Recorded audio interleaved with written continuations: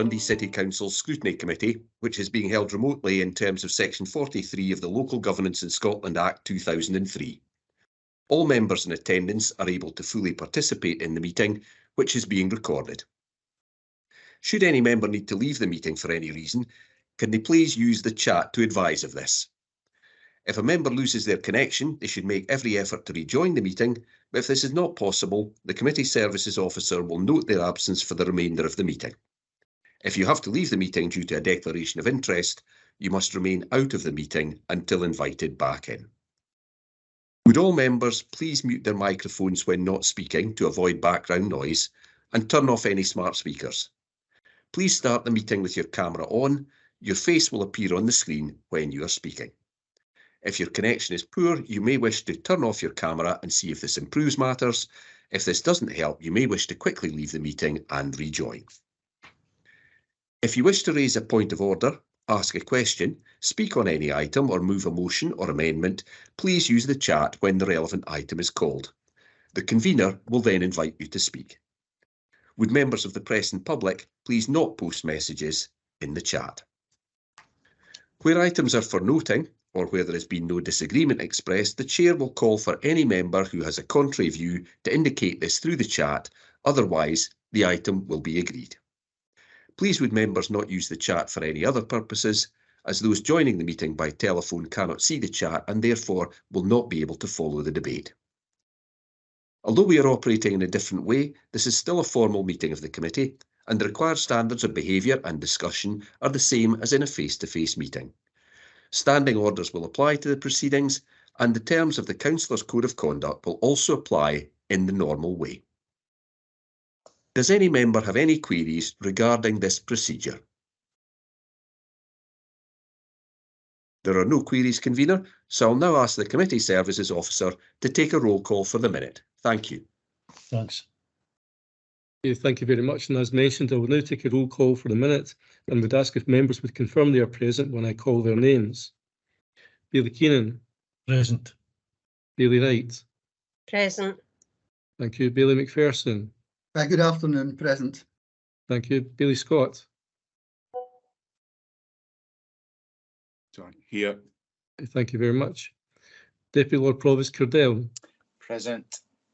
Thank you. Bailey Roberts. I'm here, thank you. Thank you. Councillor El Nakla. Hi, I'm here. Thank you. And finally, Councillor Short. Afternoon, I'm also here. Okay, thank you.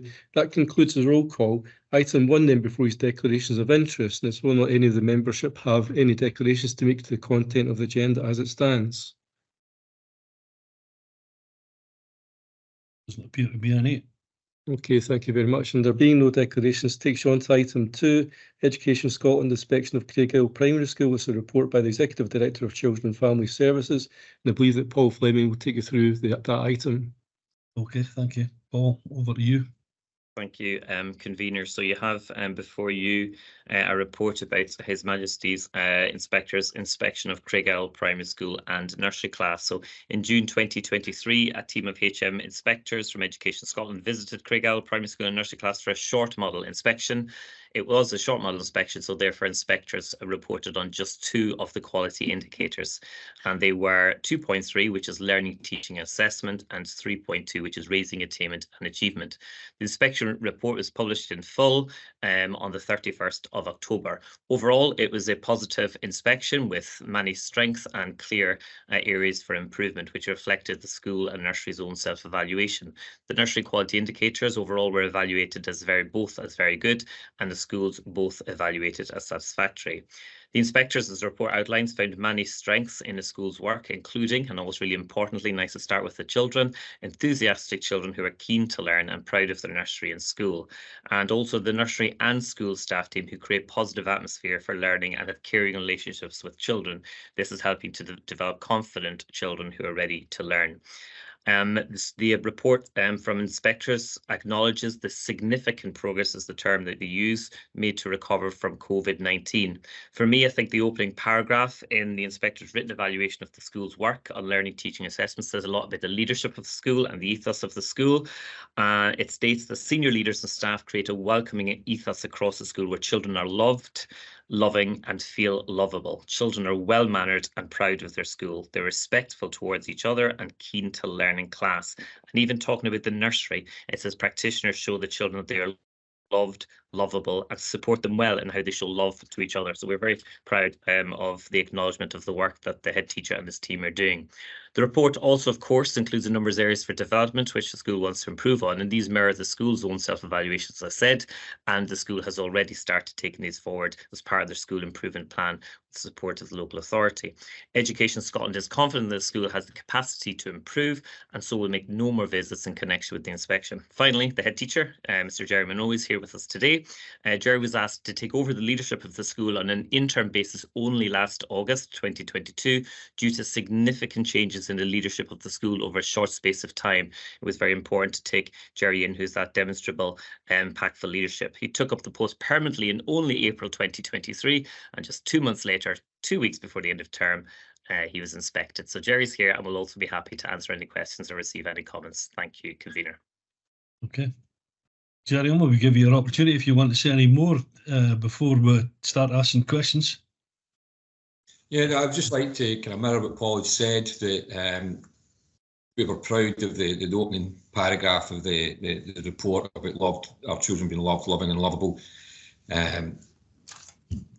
It was quite a quick turnaround from taking up post to being inspected, so we were on that journey anyway, and I was just happy that whatever we had said in our self-evaluation and what we'd put in our school improvement plan, the team of inspectors agreed with and found the same things as we did. Okay, thanks for that. Okay then, over to Billy McPherson for the first of the questions.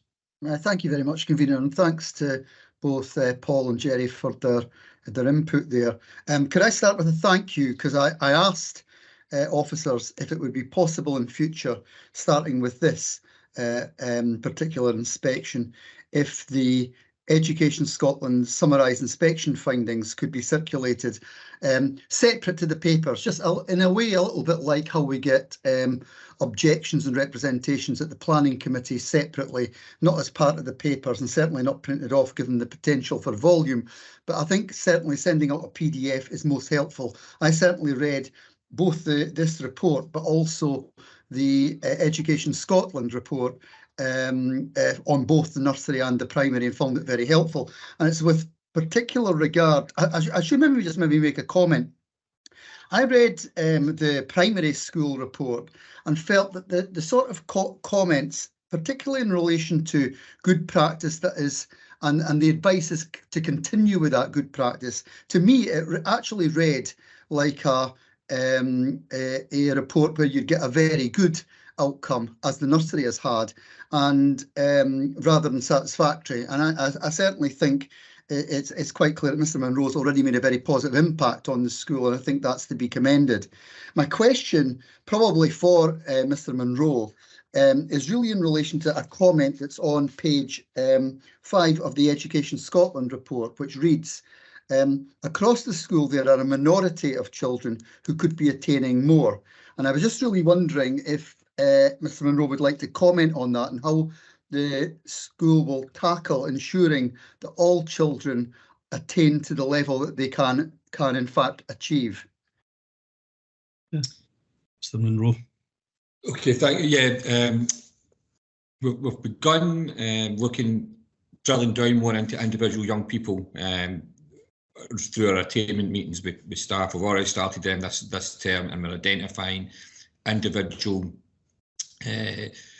action plans for the young people who we feel it can achieve and are not achieving. And some of those reasons are around attendance, or it could be family circumstances, and we're trying to address all those barriers to get the best support we can for those young people. The issue is it's quite a new management team, so we don't know the families as well as we would like just at the minute, but we're really working hard on that. And even in the last 2 or 3 weeks, we've had our attainment meetings, and there's been bespoke packages sent home. With parents have come in and with their young people, with their children, and we've discussed the action plan with them, so that it's actually not a generic support or intervention we're putting in. We're trying to put it in for each individual child that we think can achieve, and some of that is supporting young people who aren't attending school as well as we would like. That's very helpful. Thanks very much for that. Okay, next person is Billy Scott. Thanks, convener. Having read the reports from Education Scotland as well, there's a couple of things caught my eye that I'd like to ask about, please. The first one is a sentence in relation to learning and teaching assessment, where it says that CFE levels is not yet understood or measured consistently by all teachers. I'd have thought by now that Curriculum for Excellence, we've had it for quite a while, will be well embedded within the teachers' practices, and I'd like a comment on that, please. And also, there's a section that deals with the overall quality of learners' achievements, equality for all learners, and it says there that senior leaders and staff are not clear whether school-fed interventions and supports are making a difference to closing the poverty-related attainment gap, and which I find surprising. That's included in there, given that the school has the majority of children living in an SIMD area 1 to 3. So perhaps I could have a comment on that as well, please. Yeah. Jerry, is it Paul looking to take these? Yeah, no problem. The thing about the levels, that is something that we found when we went into school, that while we have the learning, teach, planning and assessment and moderation cycle, there were still some staff who weren't entirely comfortable with the moderation side of it and applying a level to our young people. So we've already addressed a lot of that and done some work on our in-service days about that. And as you say, the CFE's been in for a long time, but we do have quite often you have new teachers coming into the profession who don't understand it as well. And sometimes you do take that for granted, that you think they'll just know it and you have to go and revisit it. I obviously didn't know the staff particularly well when I started in the school, so I wasn't sure what their understanding of an achievement of a level was. We have worked as a school and as a cluster on moderation.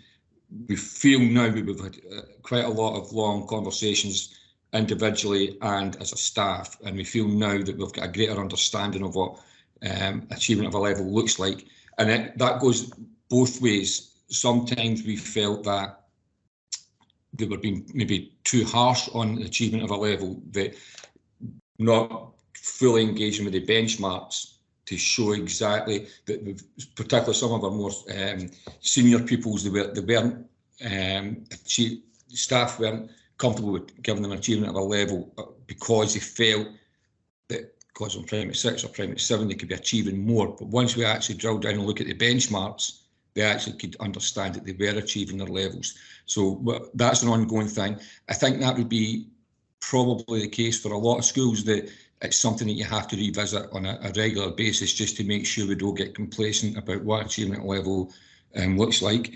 In terms of the interventions, that was a tricky one, and the PEF plan that was in place obviously wasn't my plan that I took up, and we were on the process of just kind of changing that a little, and we didn't have enough robust evidence to support that the interventions were making a difference. But they did speak to us that they were happy with what we're doing, and through time they could see that we'd have more evidence to support that these interventions that were making a difference. A lot of the things we were doing were around trying to improve attendance and trying to improve engagement of our young people, and that was hard to measure over quite a short period of time. And in the conversations with the inspecting team, they did acknowledge that. Thank you. Thanks. Okay, Councillor Short. Just a very, very quick comment. I think what hit me the most was it was a place where our young people were loved, loving and lovable. Oftentimes that's not something that you find when you're working in or living in an environment, and school is your safe place.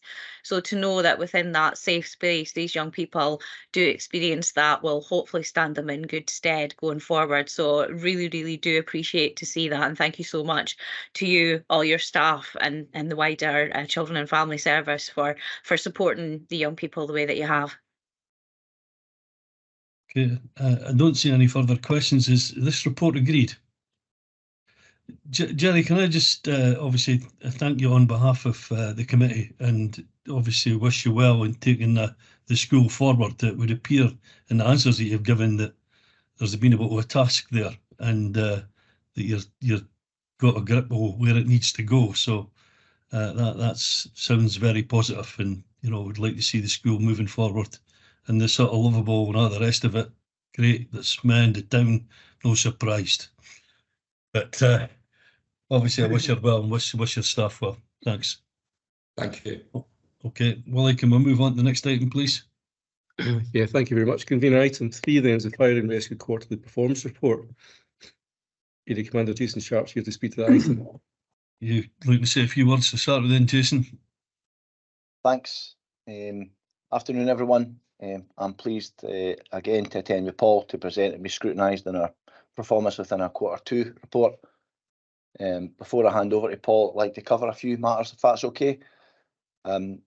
Just to kind of state, as ourselves and other agencies, we're currently fully supporting the ongoing 16 days activism to end gender-based violence campaign throughout our service and beyond. As part of our work with local authorities and third sector, we remain committed to improving performance, improvement within our community safety work. So what we've done recently, we convened a meeting within Perth Fire Station with kind of membership for across Perth, Kinross, Angus and Dundee to come together to review how we as local partners support and deliver on our shared objectives set out within each of the local improvement outcome plans as agreed by each partnership. This review saw us review our kind of safer communities activities with the managers for each local authority area to deliver a series of presentations designed to explain where the pressures and challenges are for each of the teams and how they deliver services in line with this LOIP. These presentations were followed by a workshop to discuss the part we as a fire and rescue service can play and better understand how we could provide more efficient, effective support to local service providers and again, the third sector organisations. I think what that did, it helped us to ensure that local authority safer community teams understood the wide range and involvement we currently have across a number of identified risks, which historically may have not seen us having an influence as a service or ability to assist, including drug and alcohol misuse, self-neglect and hoarding, corporate parenting and employability, to name just a few.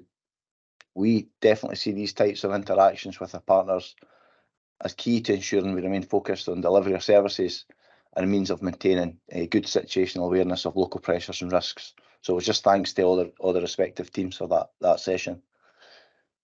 I just again want to point out regarding the recent temporary changes to our delivery model in which Dundee was impacted.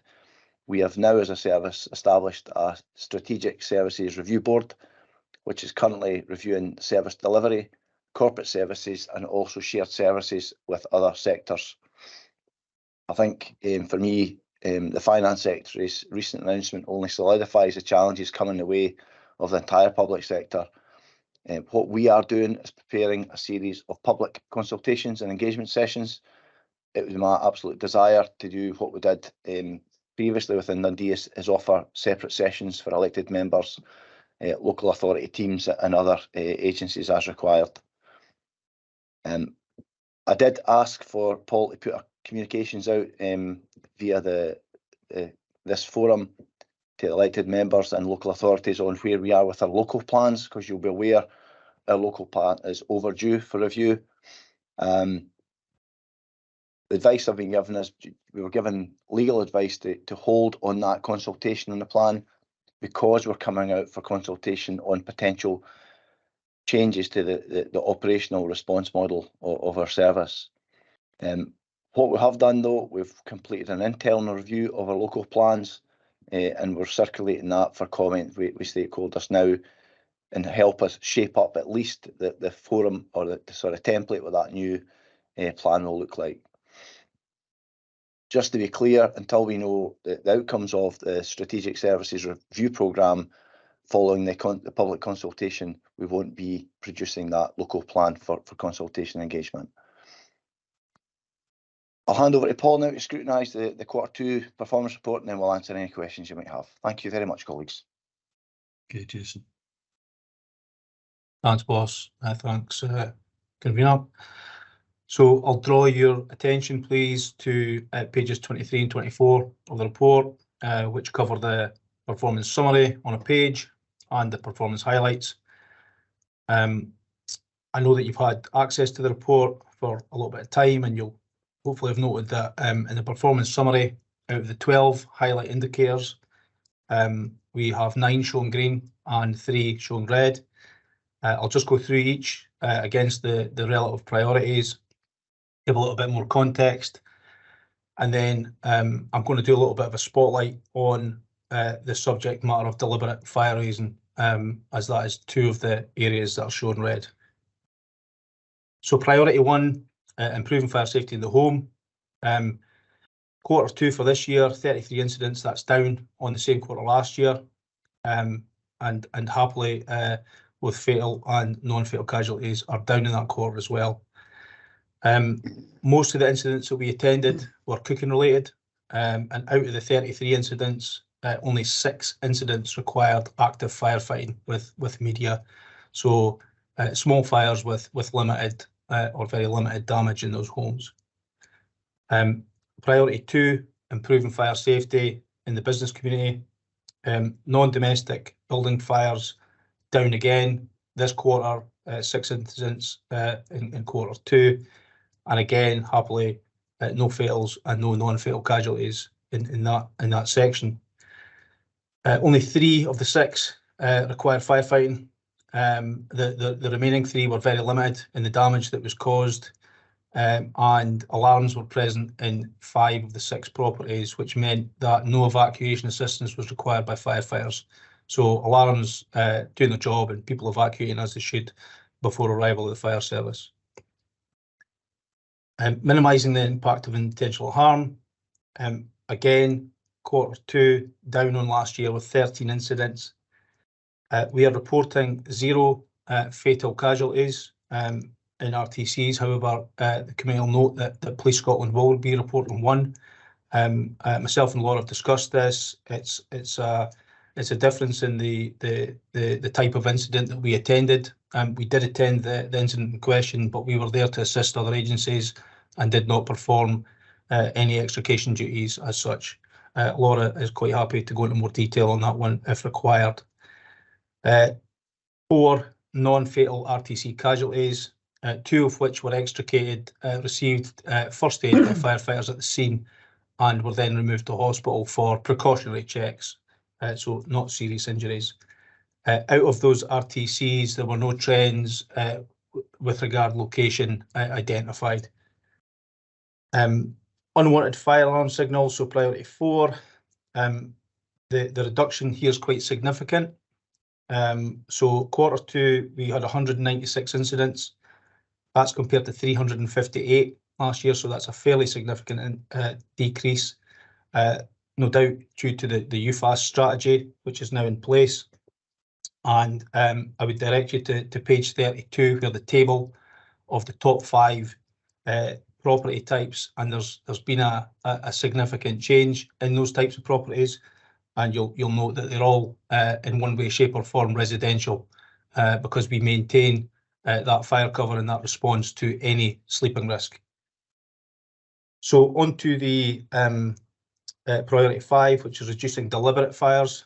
Now, despite the fact that both of these areas for the highlight indicators for primary and secondary fires are shown red, there was a reduction for the Q2 with deliberate primary fires 42 compared to 47 last year, and secondary fires 117 compared to 209 last year. So that again, that's a significant drop.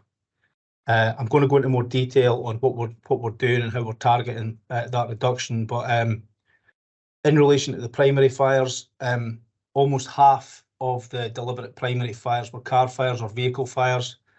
And again, I've discussed that with Laura, and we can go into more details on that, but the causation of that is probably out with the scope of Scottish Fire and Rescue Service.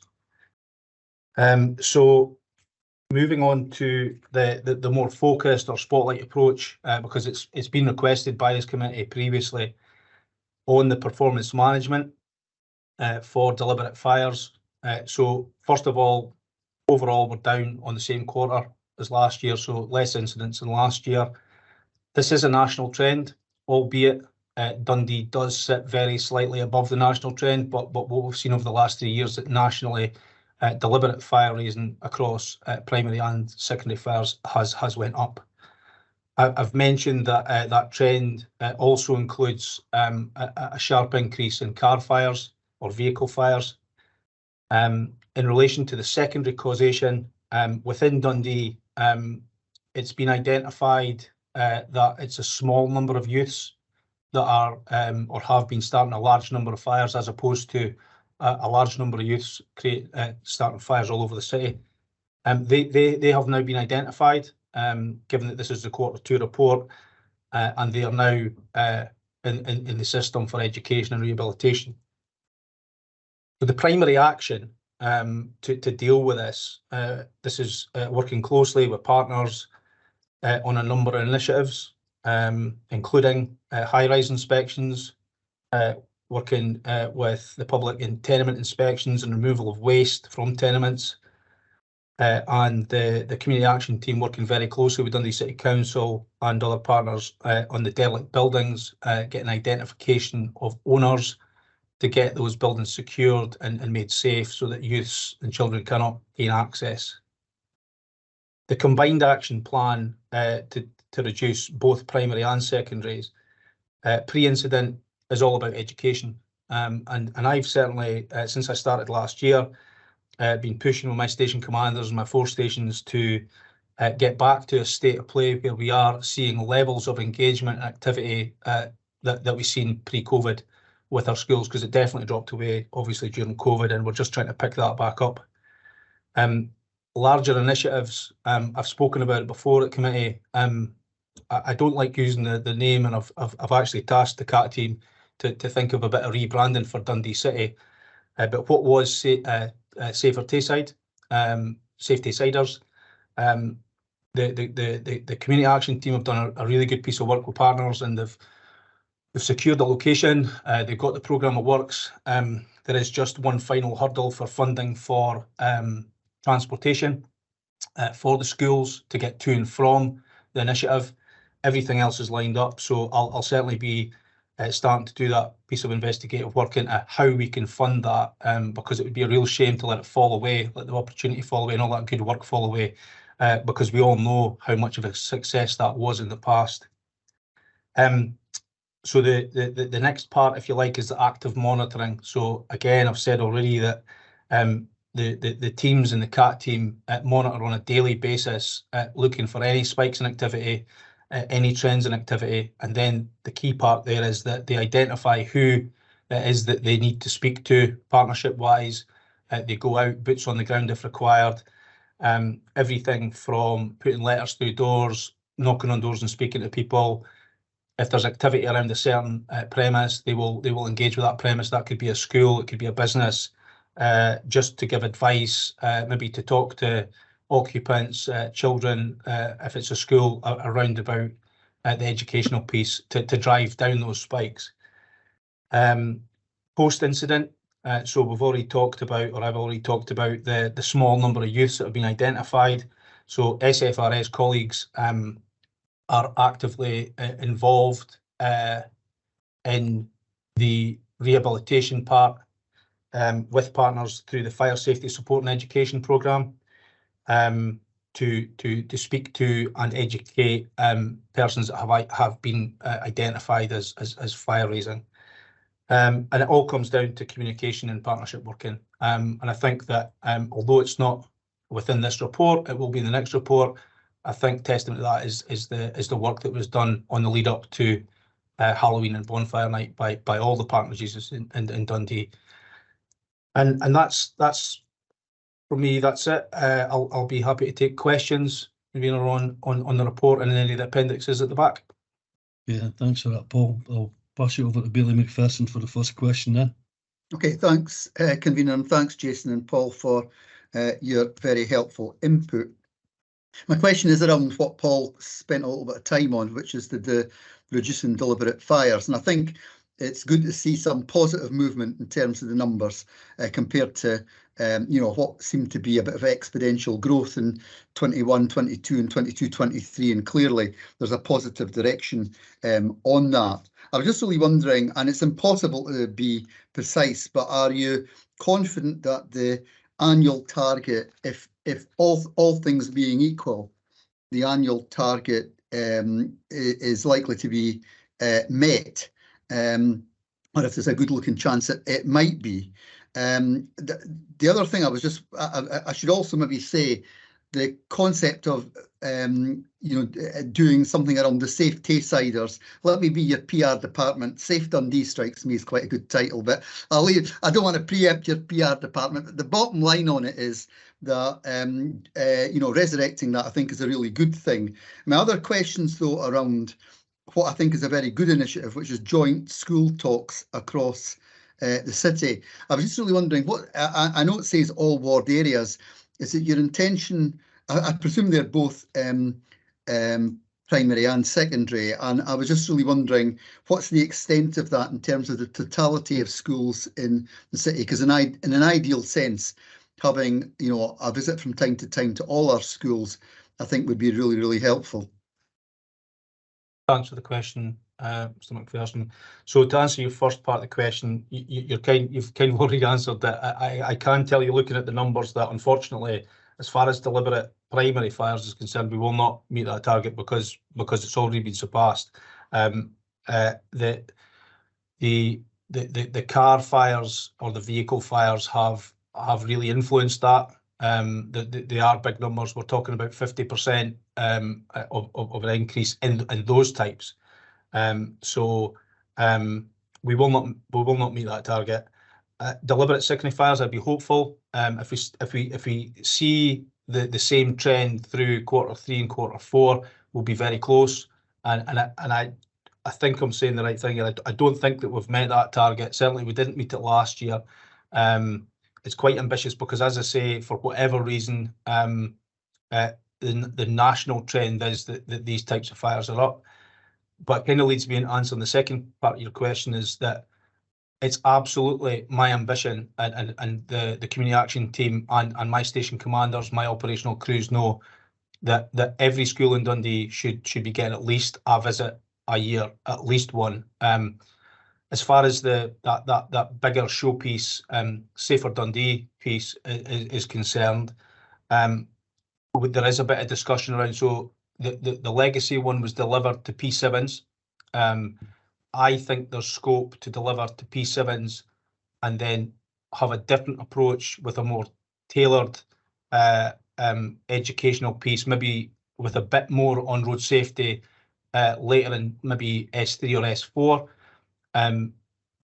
Safe Taysiders, or sorry, the RTC initiative that we used to do, that was targeted S5, and I always thought that was a bit too late. I would like to see that joined in with S4. So that's my ambition, and that's what I would like to do. But obviously, as I said, that's subject to a bit of funding to get the transportation on the go for the schools to get them to and from the venue.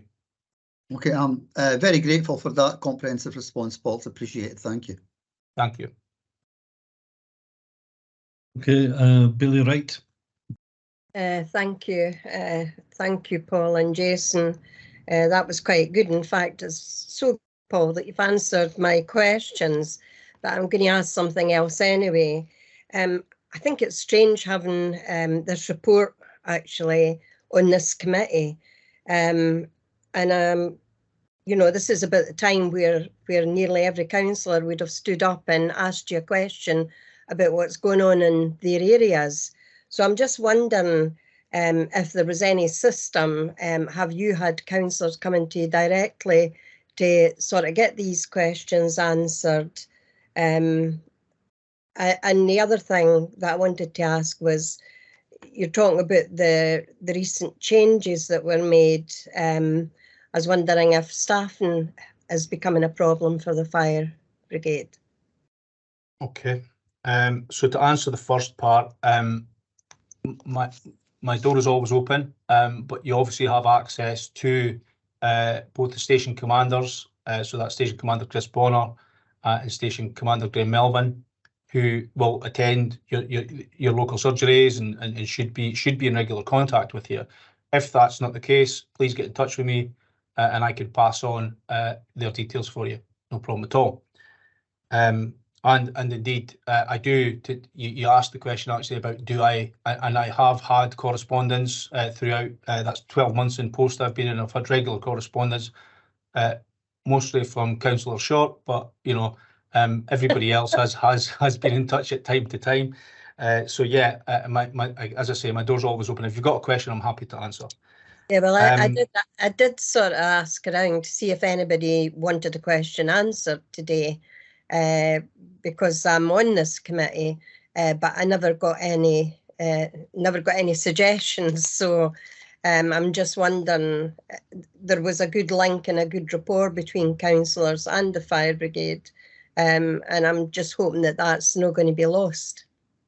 I'm hoping that the reason for your lack of questions is because they're in contact with the station commanders. Hopefully that's the causation for that. With regards staffing, we are actually in a better position with the redistribution of the staff and the movement of staff, which was pretty much done on a voluntary basis.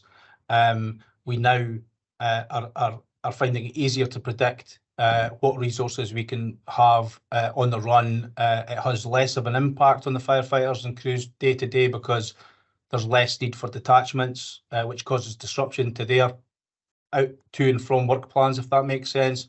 So no issues with staffing in the City of Dundee at this time. Okay, thank you. Thank you.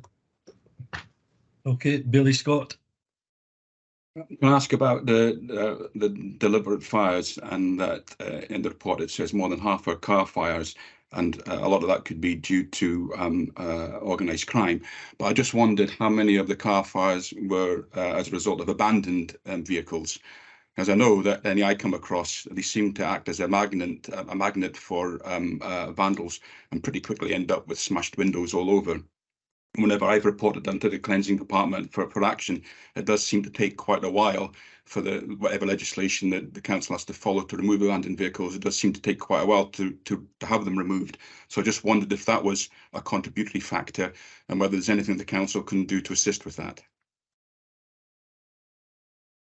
So is the question for myself, Mr. Scott? Yes, is it? If abandoned vehicles have contributed towards the vehicle fires.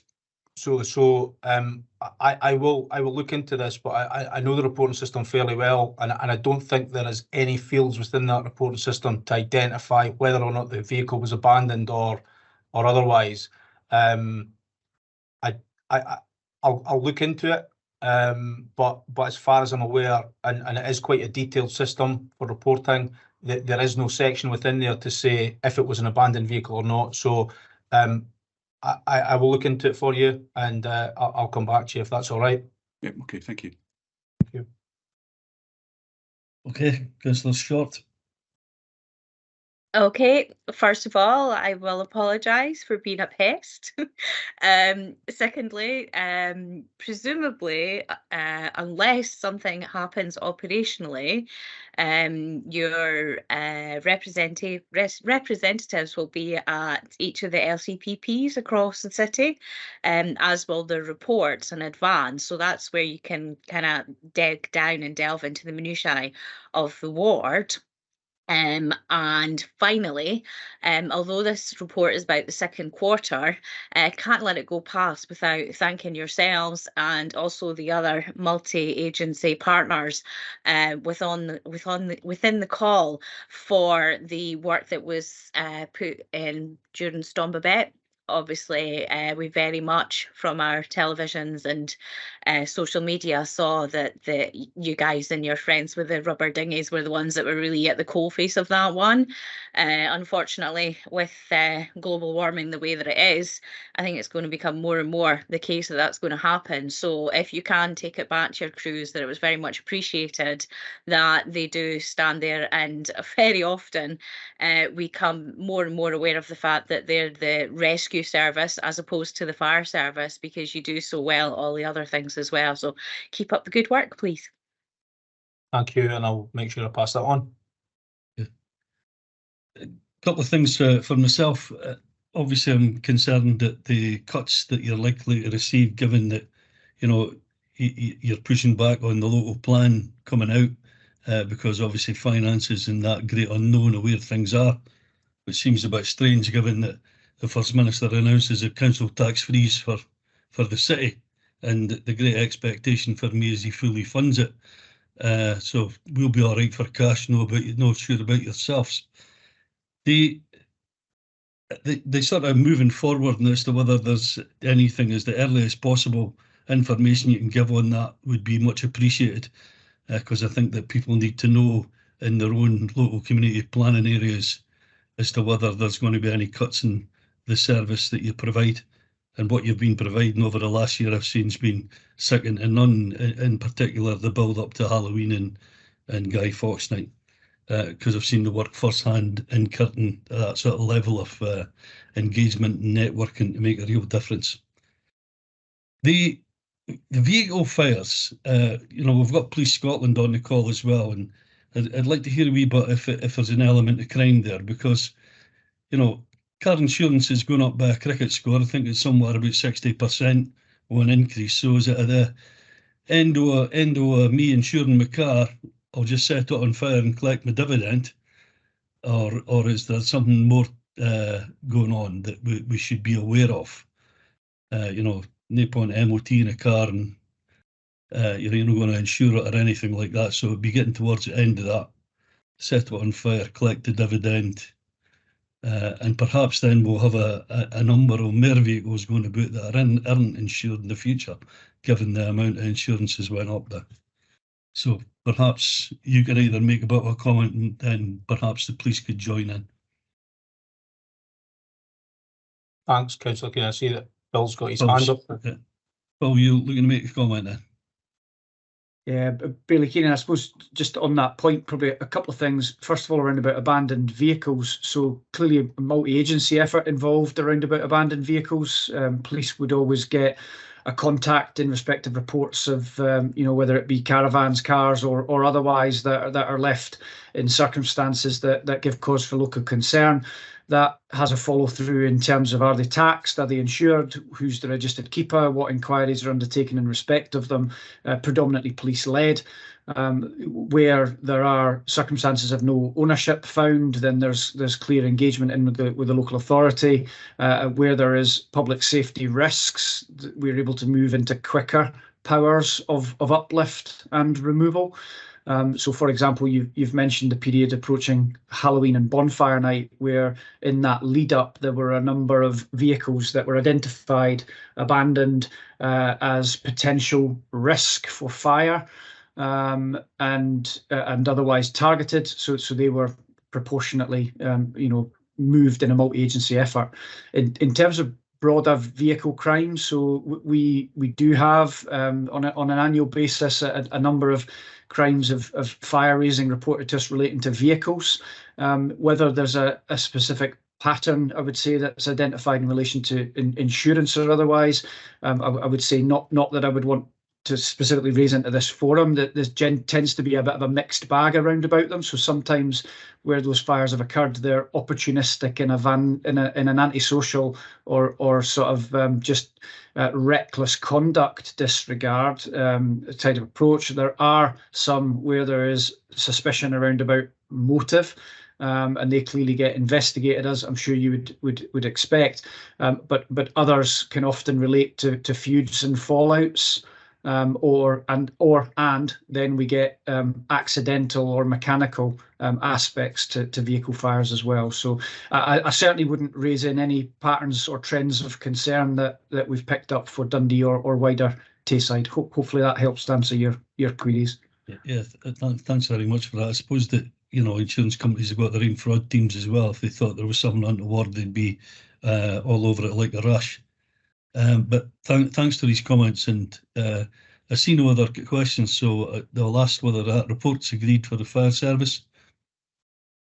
Appears to be the case, and I'll thank Jason and Paul for their input to that. Thank you very much. Cheers. We'll move on. Okay, thank you. Item 4 then is the Dundee Policing Area Quarterly Police Report, and Chief Superintendent Davison is here to speak to the item.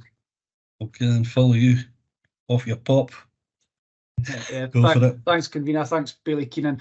Good afternoon, everybody. Good to see you all again. And I first of all have some apologies from Chief Inspector Laura Wilson, who I know you met last time as our new area commander for Dundee. She's unfortunately taken not well the last couple of days, so can't be with us today. It means, unfortunately, you're stuck with me, and I'll try and give best coverage I can to the inputs and parts that Laura would normally cover off really well. In terms of the report today, it covers Q2, much like the fire service, represents the second report against what is our new 3-year Dundee local policing plan that members have previously endorsed.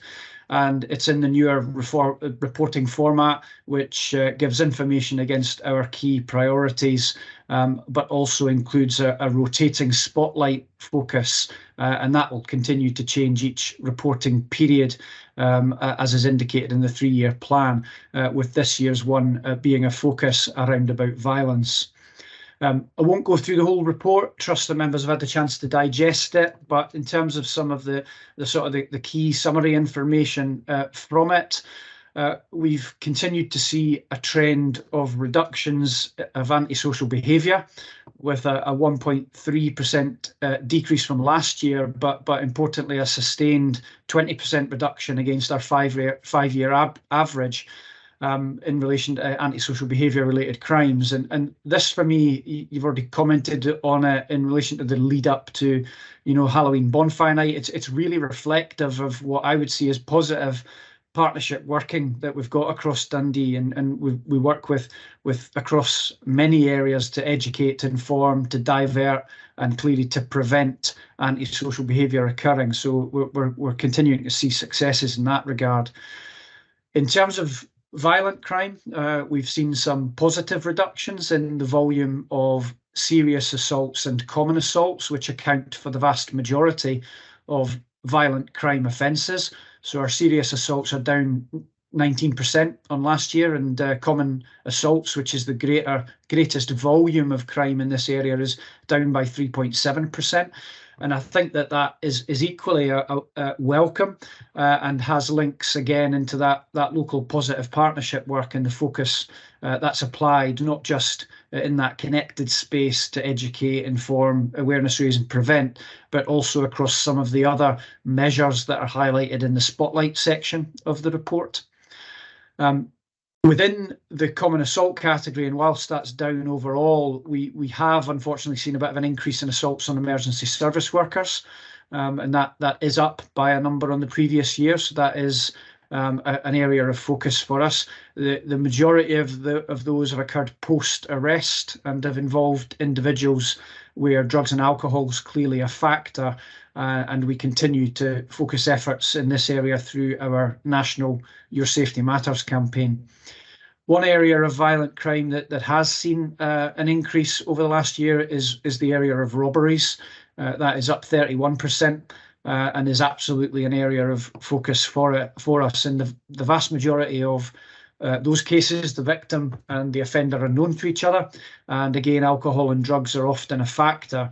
It's unusual to have a sort of a spontaneous instance in terms of robbery. There's in most cases that known factor. There are positive lines of inquiries in respect of a number of ongoing investigations, and I would anticipate the detection rates in respect to this to rise over the period.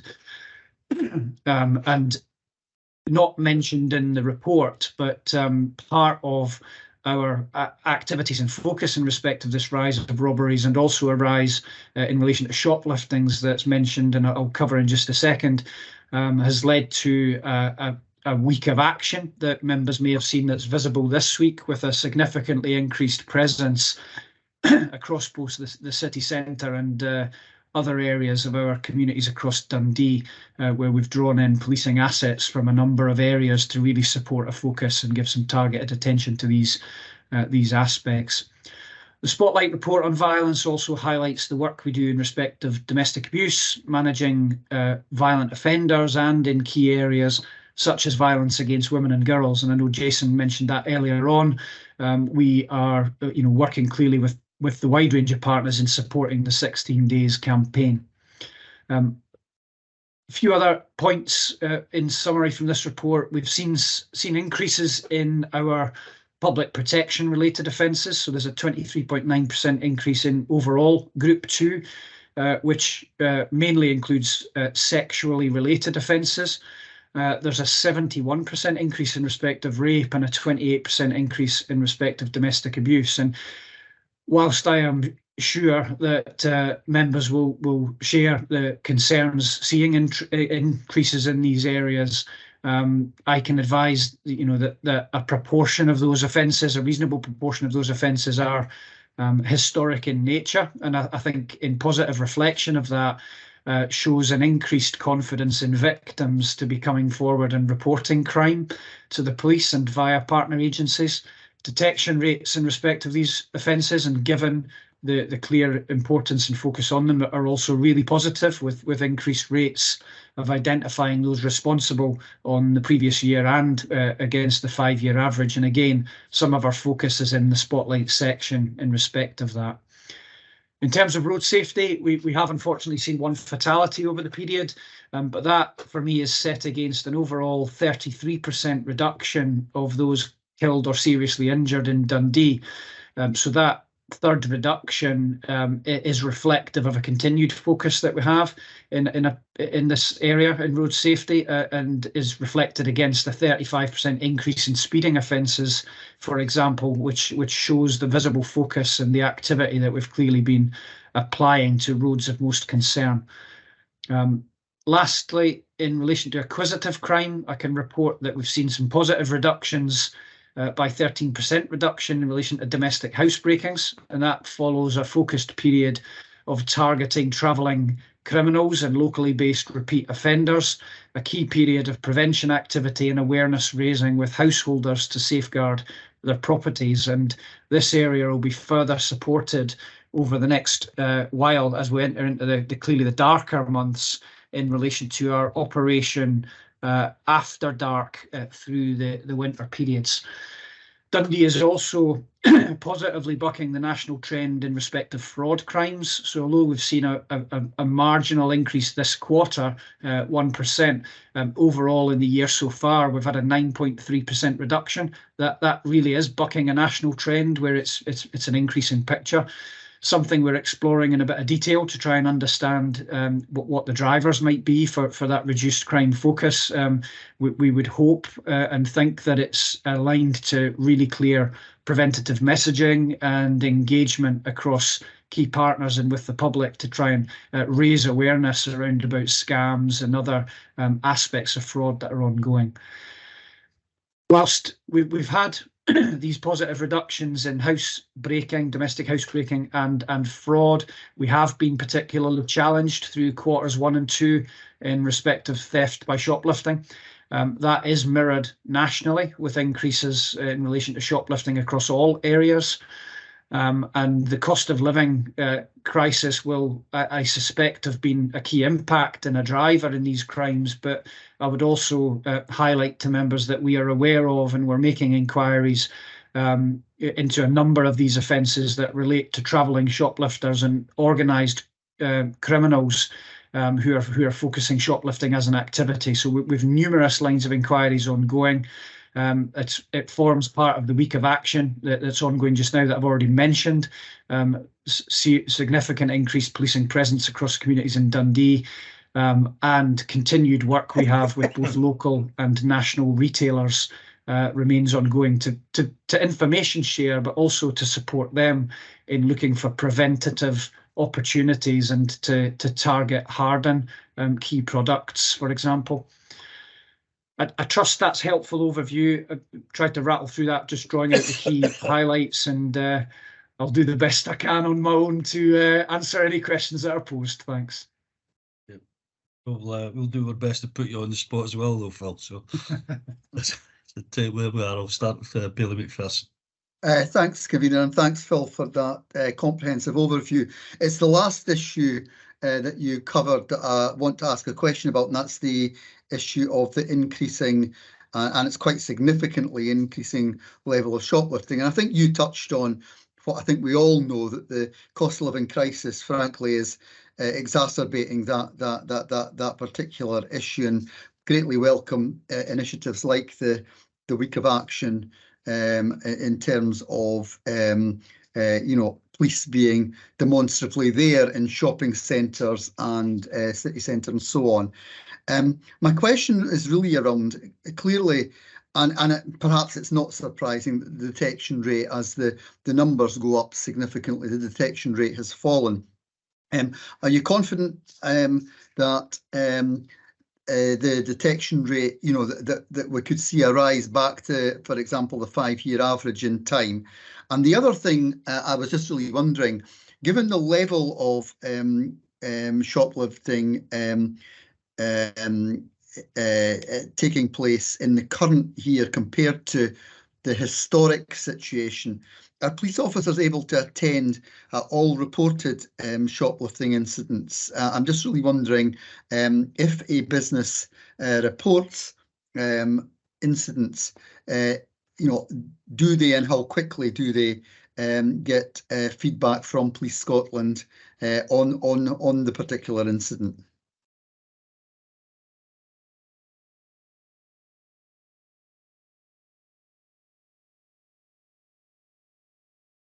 I mind whether Phil's decided to freeze himself out of this. It looks like he's left the building, Convener. Yeah. We'll give it a wee bit of time, see if he comes back in. Yeah.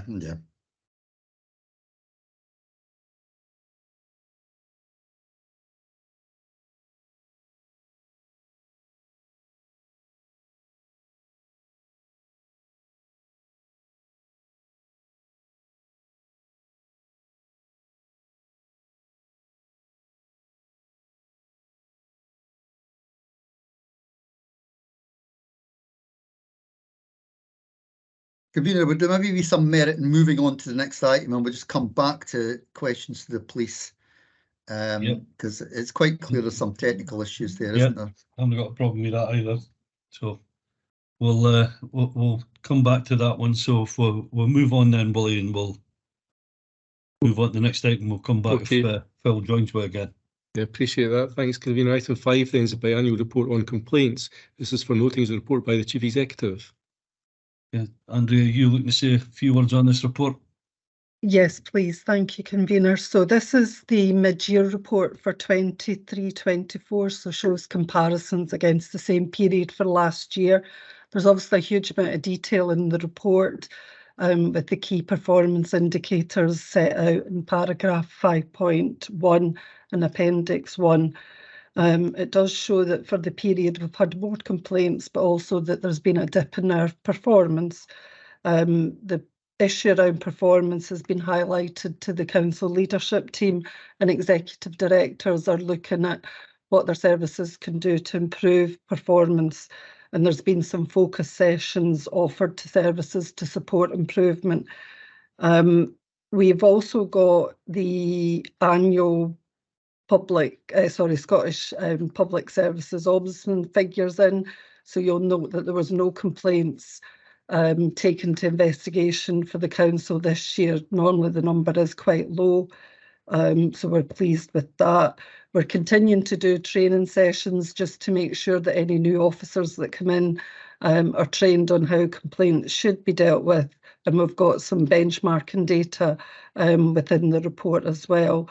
I think the small number of complaints that do go to the Scottish Public Service Ombudsman does show that we've got a good process in place and that we're managing that well, and it's fairly robust.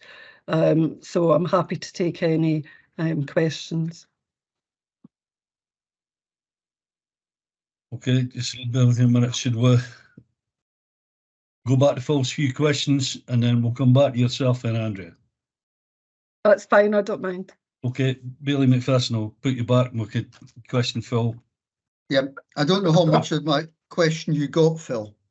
Yeah, listen, apologies. The Wi-Fi signal completely dropped in the building here, so I managed to get in on the phone, but I don't think I could get myself caught up there. But at least I'm back on. Apologies about that. I got the two parts around about the detection rates, so I'll answer that in a second. And you were also asking around about attendance, given the volume of. So I don't know, was there another part to the question? That was it, Phil. Thanks.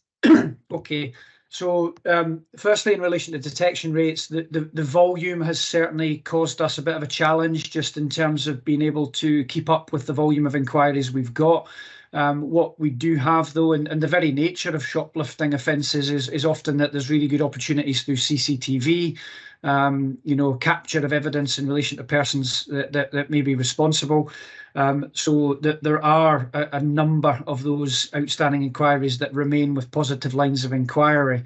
I can't give an assurance to get quickly back up to the previous rates of the 5-year average, but we've got a clear focus and we'll have a sustained effort. This is an area of priority for us locally, given a 43% increase in this crime area. And, you have my assurances of a bit of focused activity on this, and that's evidenced by, a week's worth of action this week, as well as what else we're doing.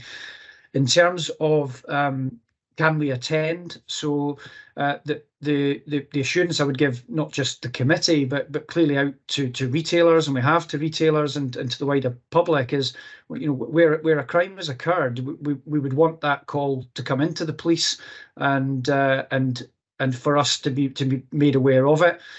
Where there are clear offences that have taken place, we will undertake to look to investigate. What we do in terms of our control room and in terms of our call deployments is we apply a threat, risk and harm assessment in terms of how ongoing an incident might be, for example. So that may mean from time to time there are other crimes or other incidents that are seen as a priority for the resources available at the particular time, to attend ahead perhaps of a shoplifting that may have already occurred. So it may be that there are occasions where there's a bit of a delay in terms of getting that detail noted from some premises or in relation to some crimes. But my assurance is that they are not forgotten. They will be engaged with Bailey McPherson, and we will and will continue to clearly look to try and target issues in this area. I'm grateful for that very helpful response, Phil. Thank you. I noticed, Lynn, you're looking to come in as well on this report.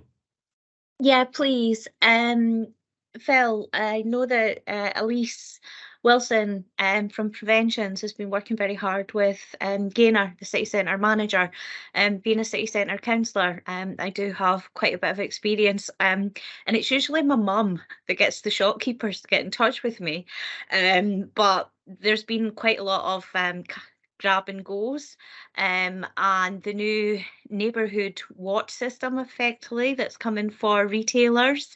If that proves successful, can we see it rolling out to the district shopping centres? Because I think pretty much nearly all of us on the call have different district shopping centres within our wards as well.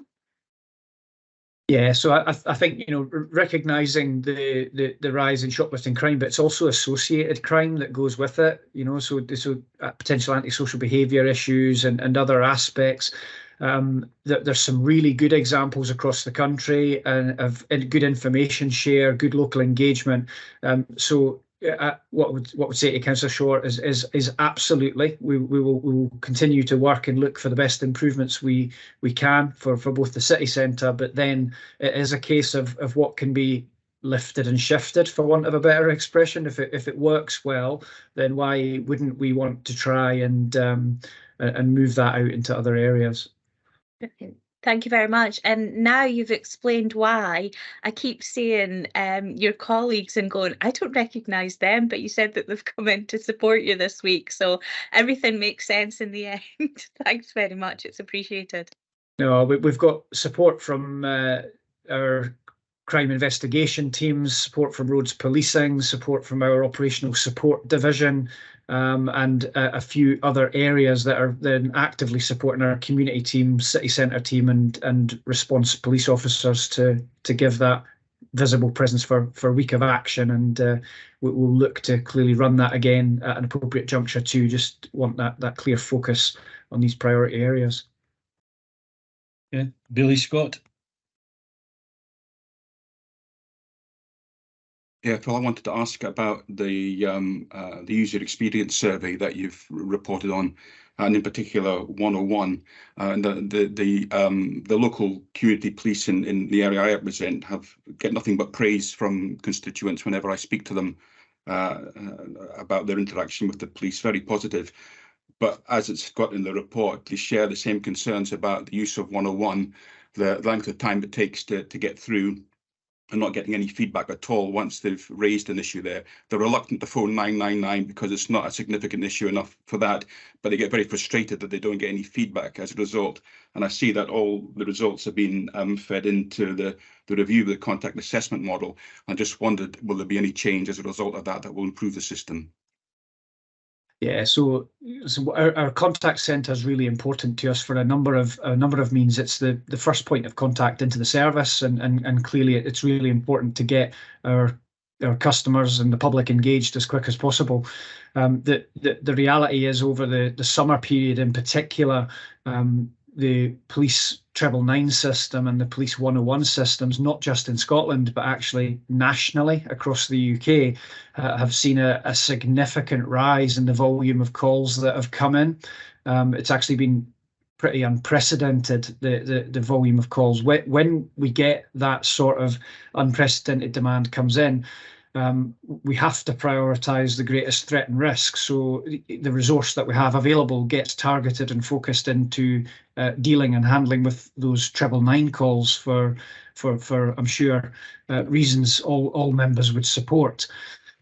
What that has meant is over the course of the summer that some of our 101 calls have not received the speed of response that we probably would have liked. That is recognised, and I think we have come out publicly as an organisation in recognising that.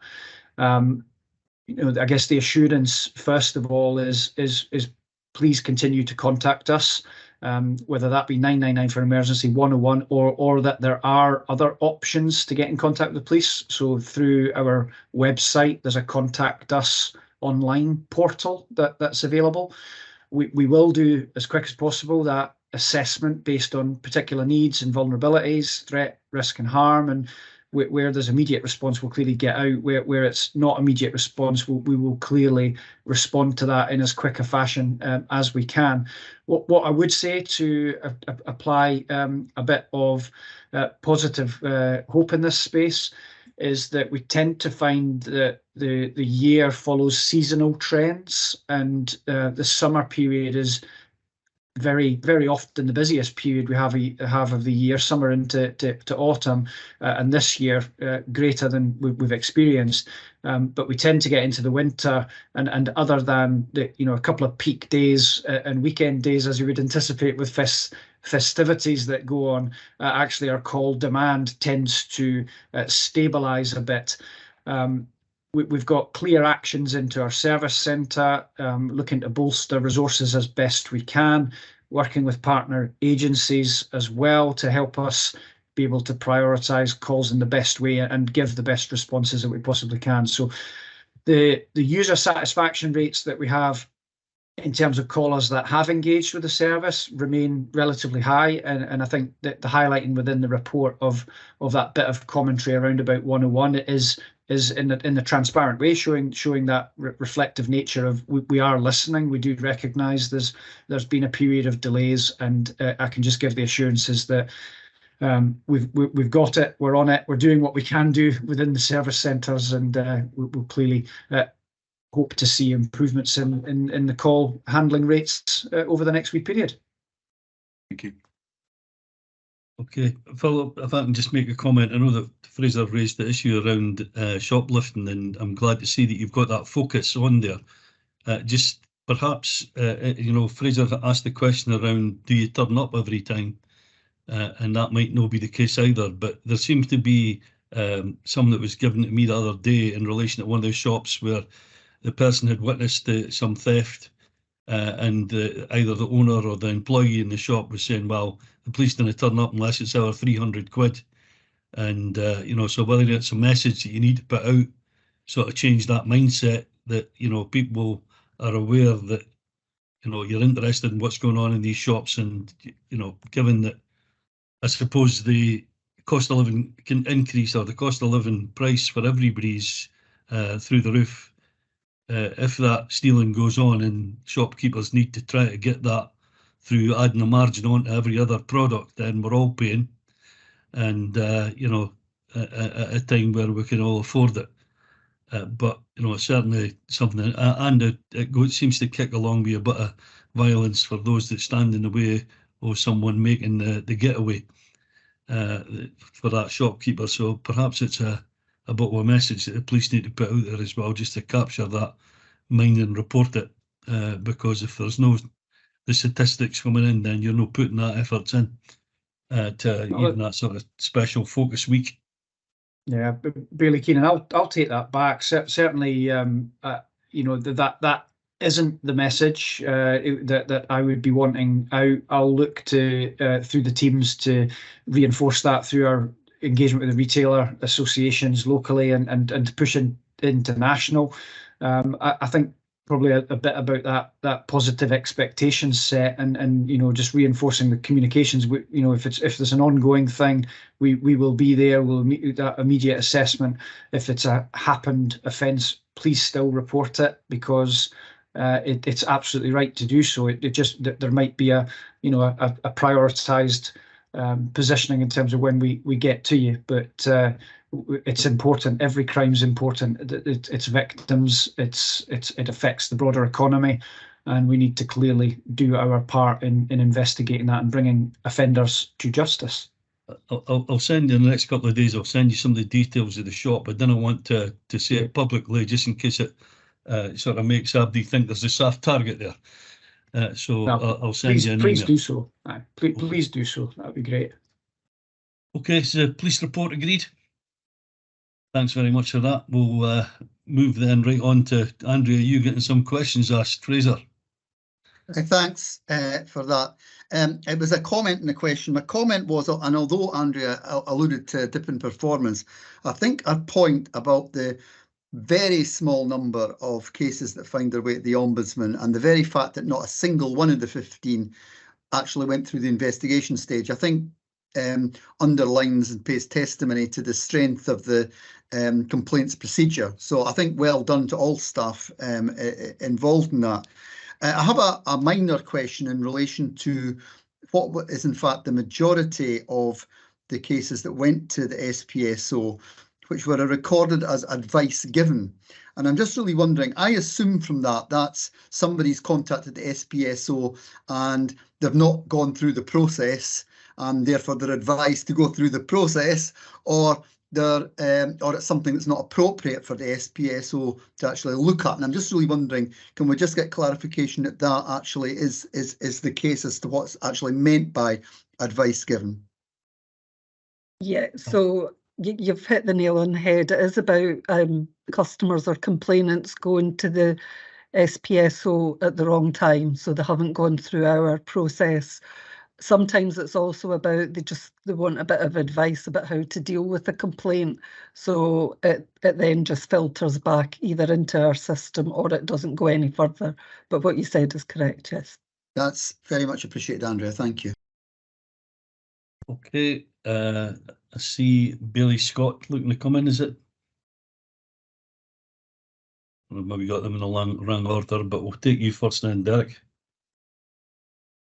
Okay, I just want to ask about the big increase that there's been in complaints under the Big Down by Service and neighbourhood services, housing and construction. There's been quite a considerable increase in the number of complaints there, and I just wondered what was behind that. Anecdotally, I know I've received quite a few contacts from tenants about the length of time it's taking to carry out repairs, and I just wondered if that's what's behind the increase in number of complaints. Yeah, so Louise Butcher's on the call, and I know Louise has spent a bit of time looking at this. So there has been an increase because of repairs and several other aspects, but Louise might just want to say a bit more. Yeah, thank you for that, Angie, and thank you for the question. As Angie has set out, a couple of reasons here. What we can explain in terms of the construction figures, at least partly, is because they've come into the housing category and weren't in the category within 2022. So you see that increase in terms of the two service areas, the complaints coming together. However, setting that aside, I think what we recognise in terms of construction and housing asset management, these increases can be attributed to the backlogs and work that we're doing around our repairs and maintenance, and in some instances the time taken to carry those repairs out. So there's ongoing work across both service areas with a view to how we improve and learn from the complaints. And as a service, through the operational boards, what we do is review and break down the complaints and the learning outcomes to ensure that they're being implemented. I think just in terms of context, though, it is worth recognising as one of the largest frontline service areas that we do have, and we deliver over 50,000 repairs per year, covering 12,500 properties. So there is a lot of work that we're doing, and a note within the complement, some of that is also recognised in there as well. Okay, yeah, agree with that, Derek. Yeah, thank you. Okay, Nadia. Thank you. Yeah, it was a good report, and I think, you know, it's really clear and presented well. I just wondered the aspect of learning from complaints. I think that's quite powerful for the public to understand when we acknowledge and accept that there's a complaint and actually a service is improved because of it. I feel that there's maybe sometimes, depending on departments, a little bit of fear from the public, especially in social work, around complaining. But I think it's linking up that aspect of public communication of we heard, we responded, and we changed. I'm just wondering how you feel that feeds out to the public. Like, how do they know that, you know, they've been heard and that we've made these improvements? So it should feature in part of the response that goes directly back to the individual. So the individual, we should say what's gone wrong and what we're doing to improve it. So hopefully that at least gives them clarification on their particular case. But we also do try and put information on the website. So we listened and acted. So we try and gather information from a range of areas. So we've got an annual report that goes to committee, and then we take some of that information and then put it onto the website, just saying areas that we've tried to improve based on customer feedback and complaints as part of that annual report as well. Thank you. Can I maybe ask some of the questions in relation to the construction services and the backlog, and how do we keep people informed about when they're likely to get the job done, and are the complaints magnified because we probably aren't doing that? Yeah, happy to come in on that. Billy Keenan, I think what we've launched this year, and we're seeing the increase in this, is our online platform where customers are able to track their complaints, their repairs, sorry. So where you've got a repair that you have reported, the customer will be able to go in and search for the status of that repair and where it is currently system in terms of due to be carried out. I think we've obviously got our repairs team and our contact team specifically, including customer service, who engage and answer queries in terms of any chase-ups. The work that we're doing in terms of moving forward through our integrated housing management system and our tenants portal will just further enhance how we communicate and engage with our customers, particularly around repairs. So not only will they be able to track, but also given a different service where we're able to commit to, you know, an allocated time and date to undertake and carry out the repairs.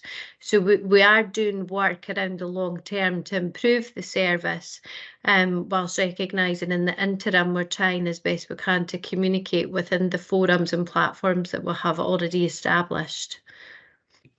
So when does this tracking number come in? And when I'm told that somebody will have a Windows replaced, should I be expecting that when you respond to me as a councillor, that I'll have a tracking number that I could keep tabs on behalf of my constituent? So what happens is when a day-to-day repair is logged, it is allocated a reference number within our repair system. That number aligns with the online tracking system. So someone would be able to put that into the online system and be able to see the status of that repair. Okay.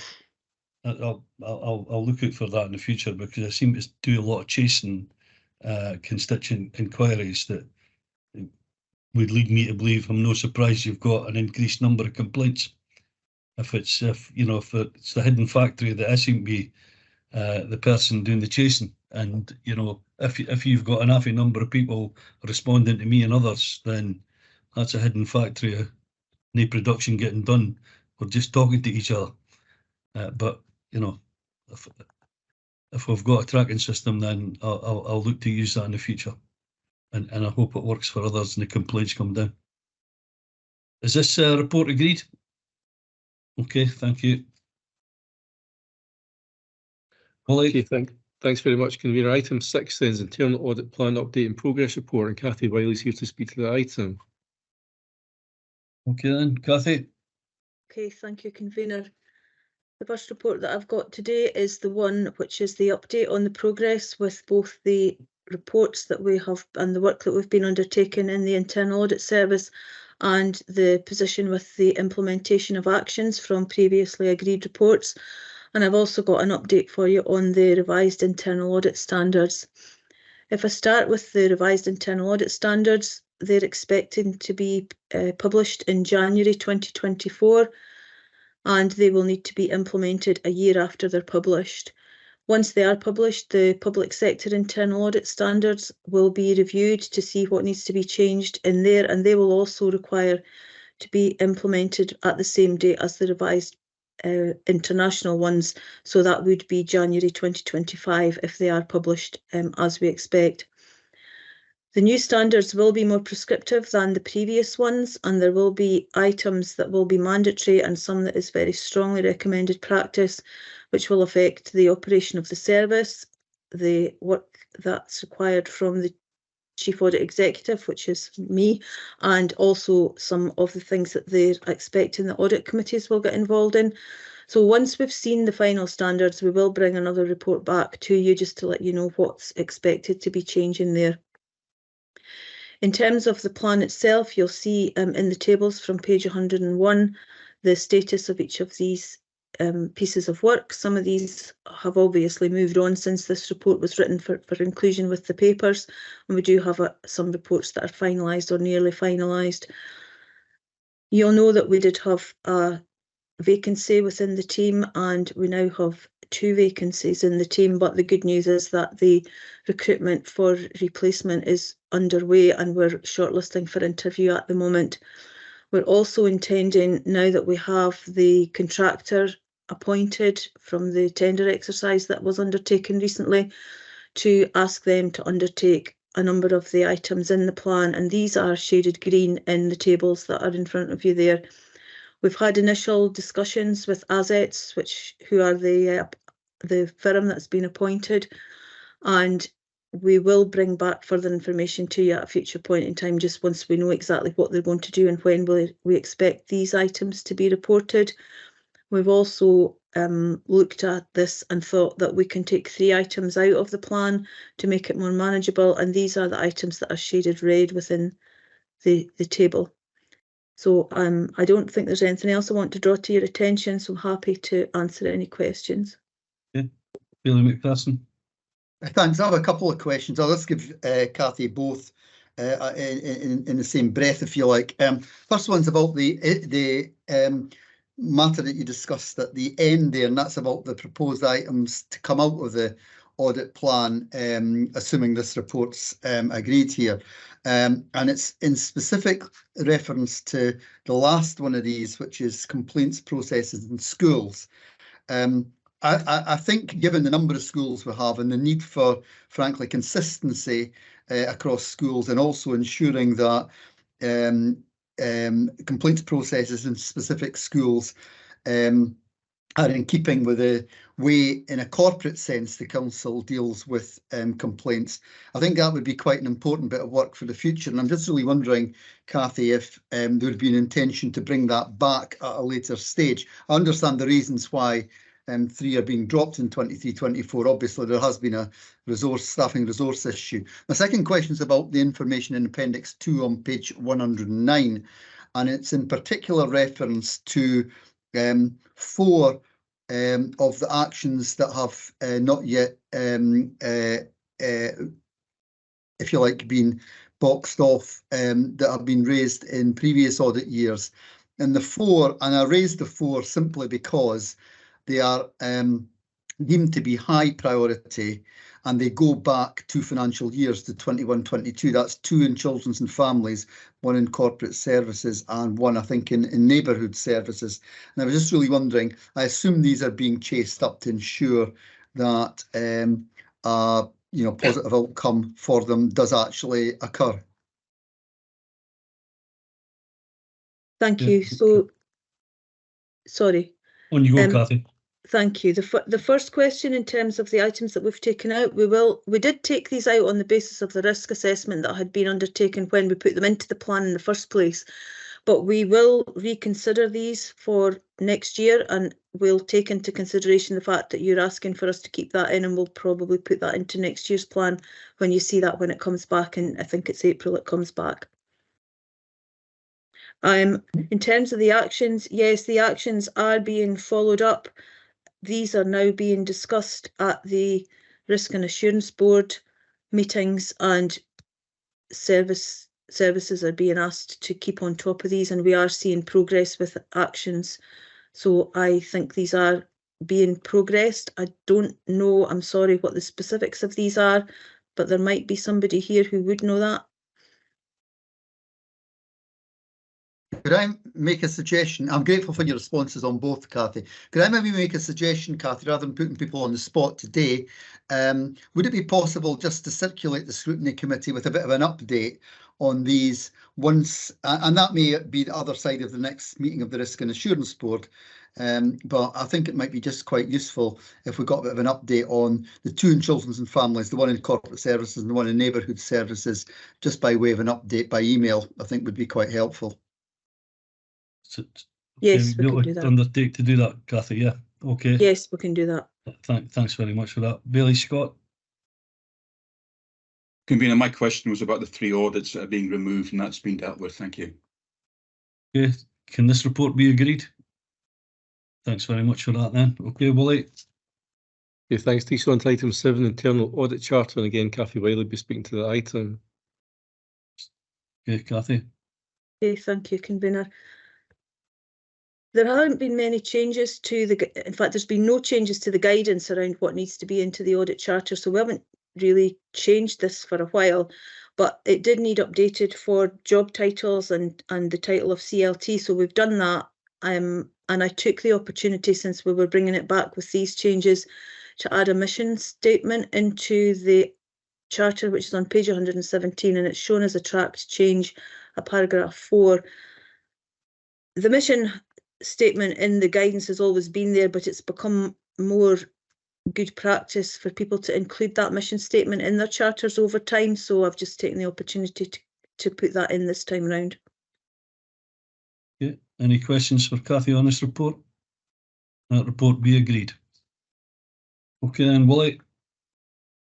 Okay, thank you very much. That then takes you on to item 8, Dundee Integration Joint Board Internal Audit Report. There's another one someone's going to make comment on. Is it yourself, Cathy, again, is it? Yes, please. I've just got a little bit to say. This is one that's been undertaken on behalf of FTF for the IJB, and it's already been to their audit committee. It's really coming to you for information. And just so you know that the reasonable assurance level which FTF have assigned to this is equal to our substantial assurance level. Yeah. And I'm not proposing to say any more unless you want me to. Oh, I'll see if there's any questions on this report. None at all. So is this report agreed? Okay, thanks for that. We'll move on, Willie. Thank you. Okay, thank you. Item 9 then is the best value thematic review. So this report was remitted to the committee for further consideration by the City Governance Committee of 25th September. Yeah. Does anyone want to say a few words on it to start with, or? No, I think because it was discussed at City Governance, we're happy to take any questions, and just to note that Richard Smith from Audit Scotland's also on the call if you had any questions for Audit Scotland in relation to the report. Yeah, I thought it was Billy McPherson's looking to make a comment or a question. I think you're on mute, Fraser. Silly me. Apologies, convener. Just a minor question in relation to the information on page 185, and it's something I've mentioned in the past. A recommendation is that it's recommendation 1 there, which is about extending support provided in relation to training to non-elected committee members, obviously the non-elected members of the Children and Families Committee. The narrative on the right-hand side, though, really refers to the induction training that took place for elected members, but it does allude to rolled out to all committee members. I just want just clarification. I presume the non-elected members were given the opportunity to participate in that. Yeah, I can confirm that the non-elected members, so I think at the time all 8 of them received basic induction training, and we noted that there was 3 new non-elected members agreed at committee recently, so committee services and L&OD team will be liaising with those members to make sure any needs are picked up and dealt with, and there'll be an ongoing process in the future as well. That's very helpful, Andrea. Thanks very much. Any other questions on this report? Is this report agreed? Okay, thank you. Right, Willie. Okay, thanks. Item 10 is the city plan for Dundee. Again, this was remitted to this committee by City Governance of 23rd of October. Yeah, we'll just go straight to questions. Is there any questions on this report? Would appear not. This report agreed. Okay, that appears to be the business. Thank you very much for your time. Okay. Thank you. Enjoy the rest of your day. Cheers now. Bye-bye. Cheers. Bye.